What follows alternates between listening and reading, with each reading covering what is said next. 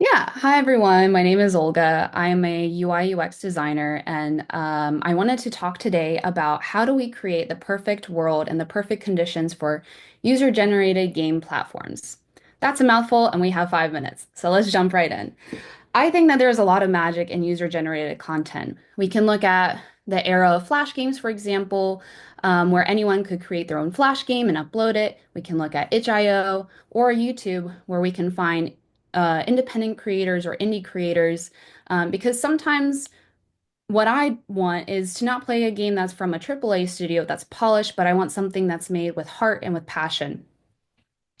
But I think the question to ask here is how do you create the proper user experience for game creators to encourage them to create games on various game platforms? I'm going to boil down my argument to these 3 points of a triangle that you have to balance throughout your game platform.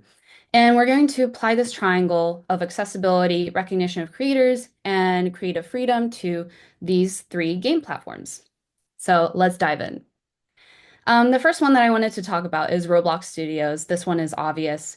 This one is a huge brand. It has a lot of marketing and brand recognition, which already helps game developers in having the relevancy of their games jump up. And the nice thing about it is that it's also very accessible to create any kind of game content that you want on there. For example, this is a skin that my 12-year-old sister made with some assets. So it's very accessible. There's lots of documentation. Um, yeah. But I think the drawback of Roblox, if you ever played on there, is that there's a lot of the same types of games on there. There's a lot of collectathons where you're collecting coins, there's a lot of tycoon games, and a lot of life simulations. So, not a lot of diversity of content over there. I want to talk about Dreams, which is a game platform that PlayStation released and is no longer supported by PlayStation. Some pros of Dreams was that it offered unparalleled user freedom, a lot of creative freedom. You can make a sound effect, an animation, or any kind of game that you wanted. But it really suffered from recognizability of its game creators. For example, its homepage highlighted the same three games throughout its tenure, and it was very hard to discover new games for users. So if there was no monetary benefit for game creators, and there was no easy discoverability of new indie games, it's frustrating for them, and it's also frustrating for users because they're not finding something new. The final platform that I wanted to highlight is Fortnite Creative, which I think they're starting on the path of recognizing the various points in my triangle. It's built on Unreal Engine 4, so lots of possibilities there. For example, there's a lunar game, exploration game.